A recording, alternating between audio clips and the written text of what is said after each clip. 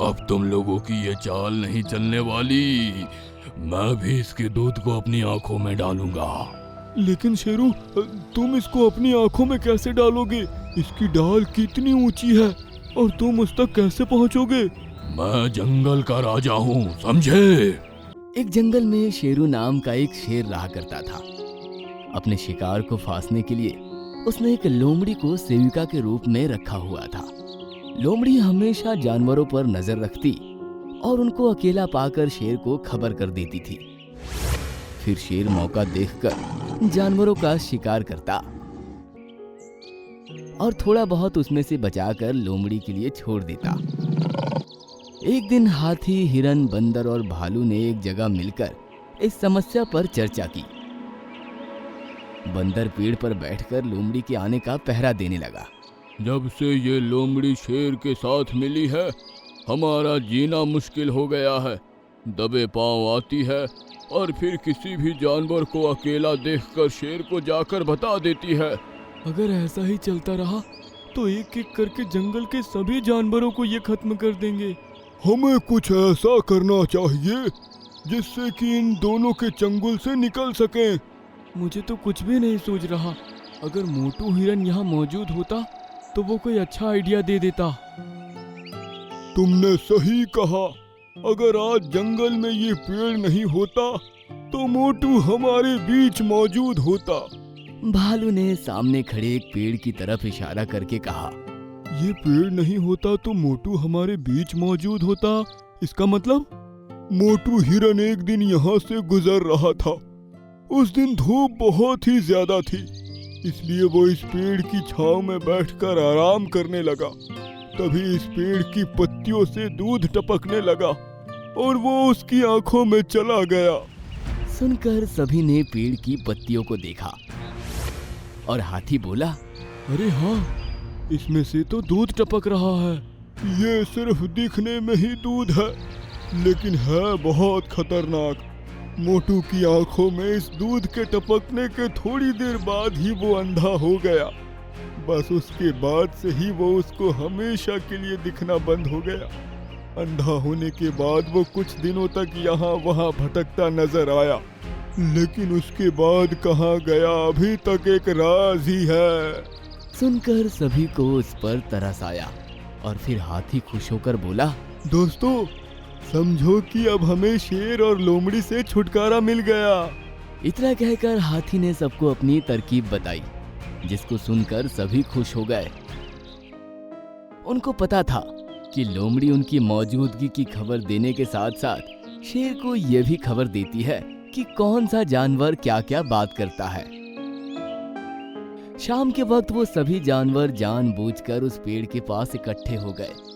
हाथी, भालू और हिरन जोर जोर से बातें करने लगे, जिससे कि लोमड़ी सुनकर वहां आ जाए। बंदर चुपचाप उसी पेड़ पर बैठकर पहरा दे रहा था। थोड़ी देर बाद उसने देखा कि सामने से लोमड़ी आ रही है। दोस्तों, लोमड़ी दबे पांव इसी तरफ आ रही है। अपने आइडिया के हिसाब से काम करना शुरू कर दो। उसकी बात सुनकर वो लोग और जोर जोर से हंसने लगे, जिसको सुनकर लोमड़ी और तेज रफ्तार से उनकी तरफ आई। फिर वो झाड़ियों के बीच छिपकर उनकी बातें सुनने लगी। दोस्तों, आज के बाद हम कभी भी उस लोमड़ी और शेर के चंगुल में नहीं फंसने वाले। अब हमारे हाथ ये जादुई पेड़ की पत्तियां जो लग चुकी है। सही कहा मेरे दोस्त। अब तो बस अपनी आंखों में एक बूंद इस पेड़ के पत्तों को निचोड़कर टपकानी है। इसके बाद हमारी आंखें इतनी तेज हो जाएगी कि शेर और लोमड़ी हमें दूर से आते हुए भी नजर आ जाया करेंगे। सुनकर लोमड़ी खुश हुई और बोली, इन लोगों की ये तरकीब कभी इनको बचा नहीं पाएगी। कहकर लोमड़ी वहां से भागी और शेर के पास चली गई। उसके जाते ही बंदर ने पेड़ के ऊपर से कहा, दोस्तों, हमारी चाल कामयाब हो रही है। वो लोमड़ी शेर को बताने के लिए यहाँ से जा चुकी है। सुनकर सभी जानवर खुश हुए और आसपास ही झाड़ियों में छिप गए। थोड़ी देर बाद लोमड़ी शेर के साथ वहां पर आई और हाथी उनको देखकर चुप हो गया। मुझे बताओ कि तुम कौन से पेड़ की पत्तों की बात कर रहे थे जिसके दूध से आंखों की रोशनी तेज हो जाती है? पेड़ के पत्ते, दूध, ये तुम कैसी बातें कर रहे हो? ज्यादा होशियार बनने की जरूरत नहीं है। मैंने अपने कानों से सुना था तुम जो भी इस पेड़ के बारे में बोल रहे थे। ये सुनकर हाथी ने कहा, अब तुमने सुन ही लिया है तो बता देता हूँ। ये जो पेड़ है ना, इसकी पत्तियों से ऐसा दूध निकलता है जिसको आँखों में डाला जाए तो आँखों की रोशनी बहुत तेज हो जाती है। अभी तक जितने भी जानवरों ने इसके दूध को अपनी आँखों में डाला है वो आप दोनों को दूर से ही देखकर भाग जाते हैं। तभी तो मैं यहाँ अकेला खड़ा हूँ। अब तुम लोगों की ये चाल नहीं चलने वाली। मैं भी इसके दूध को अपनी आंखों में डालूंगा। लेकिन शेरू, तुम इसको अपनी आंखों में कैसे डालोगे? इसकी डाल कितनी ऊंची है और तुम उस तक कैसे पहुंचोगे? मैं जंगल का राजा हूँ, समझे? कहकर शेर पेड़ पर बैठे हुए बंदर से बोला, बंदर, जिस पेड़ पर तुम बैठे हो इसकी एक टहनी तोड़कर नीचे फेंको। सुनकर बंदर ने सिर हिलाया और एक टहनी तोड़कर नीचे फेंक दिया।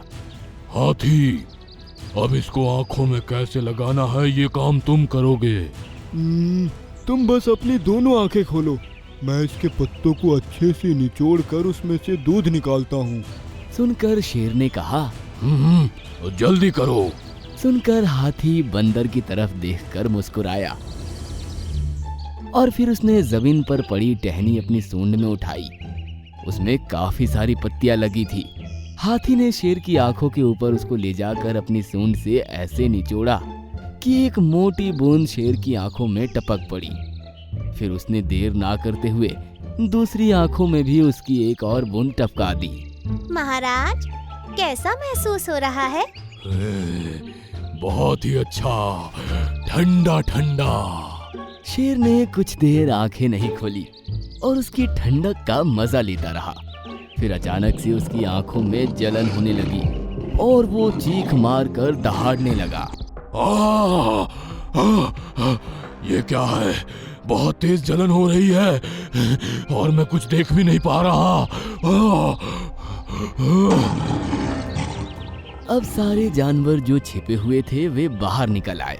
शेर ने आंखें तो खोल ली थी लेकिन अब वो अंधा हो चुका था। वो इधर उधर टकरे मारता और फिर गिर जाता, फिर खड़ा होकर चिल्लाता। ये सब देखकर जानवरों को बड़ा मजा आ रहा था। ये सब क्या है? इनको कुछ नजर क्यों नहीं आ रहा? ये सब हमारी चाल थी, तुम दोनों से छुटकारा पाने के लिए। अब ये कभी देख नहीं पाएगा और तुम कभी हमारी चुगली भी नहीं कर पाओगी।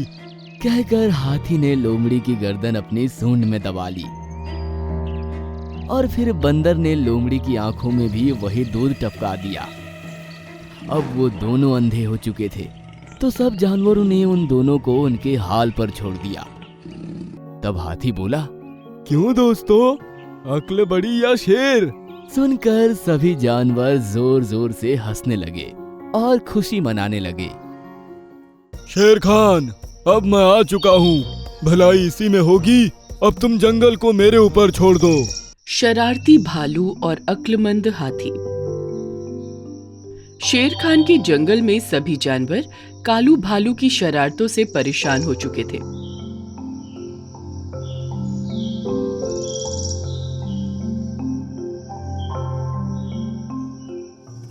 जब उनके सब्र का बांध टूट गया तो उन्होंने उसको शेर खान के सामने पेश किया। शेर खान, हम कालू भालू की रोज रोज की हरकतों से परेशान हो चुके हैं। इसने हमारी नाक में दम कर रखा है शेर खान। शेर खान, इसकी वजह से कई बार मेरा घोंसला टूटा और मेरे बहुत से अंडे इसकी वजह से फूटे भी हैं। तुम लोग मुझ पे बेवजह का इल्जाम लगा रहे हो। मैं तो सिर्फ थोड़ा बहुत हंसी मजाक करता हूँ। मजाक करना कोई क्राइम तो नहीं है। कालू भालू, तुम जंगल में रह रहे हो, शहर में नहीं। अगर तुम्हारी हंसी मजाक से जानवरों को तकलीफ हो रही है तो तुमको सजा मिलेगी। सभी शेर खान को ध्यान से देखने लगे। मैं तुमको इस जंगल से चले जाने का हुक्म देता हूँ। आज शाम होने तक जंगल की सरहद से पार निकल जाना। इसी में तुम्हारी और सबकी भलाई है। उसकी बात सुनकर कालू भालू को बहुत बुरा लगा, लेकिन वो शेर खान का हुक्म टाल नहीं सकता था। इसलिए वो शाम होने से पहले ही जंगल से निकल गया। फिर वो उस हिस्से में गया जहाँ इंसानों का आना जाना था। जानवर वहाँ बहुत कम जाते थे। उस शेर खान और उस जंगल के जानवरों से तो मैं बदला लेकर ही रहूंगा। मुझे इस तरह बेइज्जत करके जंगल से भगाकर उन्होंने अच्छा नहीं किया। वो बड़बड़ाता हुआ चला जा रहा था। उसको एक पतीला नजर आया जो हरे रंग से आधा भरा हुआ था। इंसान इस जगह पेड़ों के पत्तों से रंग बनाने का काम किया करते थे। ये क्या है? लगता है ये इंसानों के इस्तेमाल करने की कोई चीज होगी। कहकर उसने पतीले के अंदर हाथ डाला, लेकिन वो रंग को नहीं छू सका। लगता है और अंदर हाथ डालना पड़ेगा। ये तो काफी अंदर है। कहकर वो झुका और पतीले के अंदर हाथ डालकर रंग को छूने की कोशिश करने लगा, लेकिन ऐसा करने से वो पूरा का पूरा उस पतीले के अंदर गिर गया।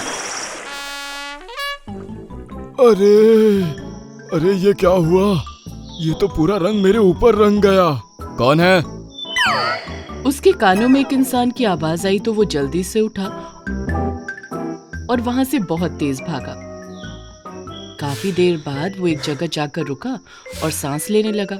तभी सामने देखकर उसकी आंखें फटी की फटी रह गई। एक बब्बर शेर ठीक उसके सामने खड़ा बड़े गौर से उसको देख रहा था।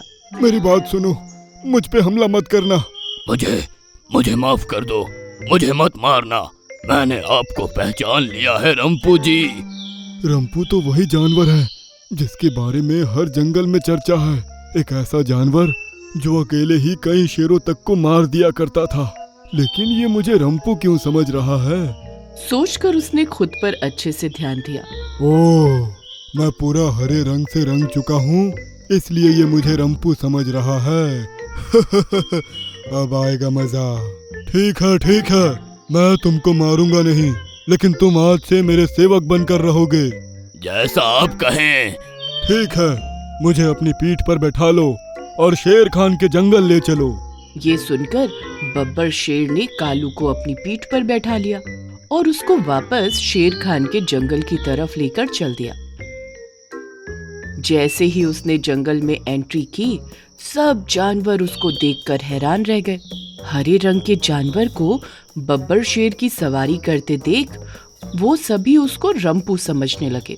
जंगल में ये बात फैल गई कि रंपू जानवर जंगल में आ चुका है। शेर खान भी उसको देखकर हैरान रह गया। शेर खान, अब मैं आ चुका हूँ। भलाई इसी में होगी। अब तुम जंगल को मेरे ऊपर छोड़ दो। तुम इस जंगल को छोड़कर चले जाओ। शेर खान, तुम देख ही सकते हो कि बब्बर शेर भी उससे डरता है। इसको अपनी पीठ पर लिए घूमता है, तो भला तुम उससे कैसे जीत सकते हो? सुनकर शेर खान सोचने लगा कि अभी उसके चुप रहने में ही भलाई है, इसलिए वो आगे कुछ नहीं बोला। अब पूरे जंगल पर कालू भालू का राज हो गया। उसने सभी जानवरों को अपनी सेवा में लगा लिया। वो शेर खान से अपने पसंद का शिकार करवाता और खुद मजे से उसको खाता। रोजाना अपने मनोरंजन के लिए हाथी और गैंडे की लड़ाई करवाता। पक्षियों को भी तरह तरह की परेशानियां देने लगा। इसी तरह काफी दिन गुजर गए। एक दिन छोटू हाथी का दोस्त रामू हाथी पास ही के जंगल से उससे मिलने आया। जब से ये रंपू हमारे जंगल में आया है, हमारा जीना दुश्वार हो गया है। हर बात में उसकी मनमानी हमें बर्दाश्त करनी पड़ रही है। ये तुम क्या कह रहे हो? रंपू जानवर तो पिछले कई महीनों से हमारे जंगल में रह रहा है। आज सुबह ही उसको फॉरेस्ट ऑफिसर पकड़कर शहर ले गए हैं।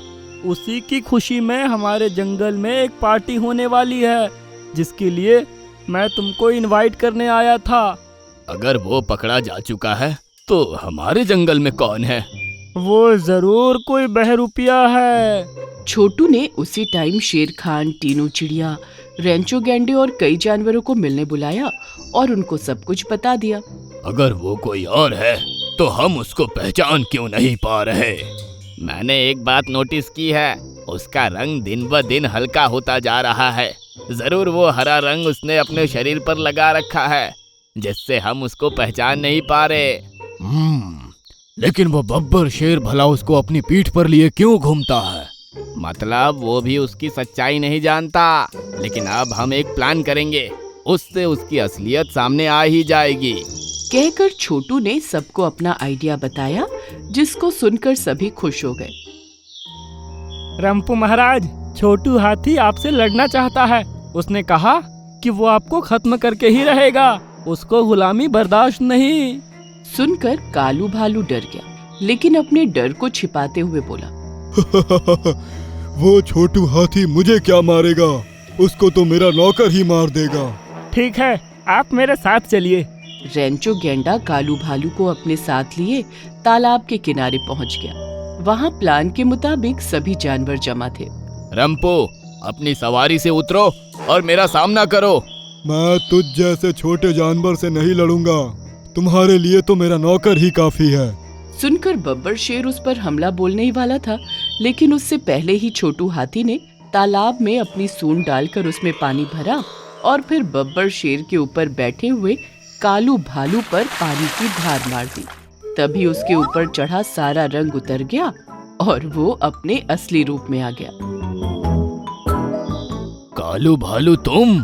क्या मैं इतने दिनों से एक कालू भालू को पीठ पर लिए घूम रहा था? कहकर उसने एक झटका मारा और कालू भालू को जमीन पर गिरा दिया। मुझे माफ कर दो, मैं तो बस मजाक कर रहा था। तुम कभी नहीं सुधर सकते कालू। ये सबसे ज्यादा मेरा गुनहगार है, मैं इसको नहीं छोड़ूंगा। सुनते ही कालू भालू वहां से भागने लगा और बब्बर शेर उसके पीछे लग गया। बचाओ यार, माफ कर दो, कोई मुझे बचाओ। उसको भागता हुआ देखकर सभी जानवर जोर जोर से हंसने लगे। छोटू हाथी, तुम्हारी जितनी तारीफ की जाए कम है। आज तुमने अपने दिमाग का इस्तेमाल करके हम सबको आजाद कर दिया, वरना पता नहीं कब तक हम उसकी गुलामी करते रहते। शेर खान, ये तो मेरा फर्ज था। फिर सभी जानवर खुश हुए और उस दिन सभी ने मिलकर जंगल में एक मजेदार पार्टी की।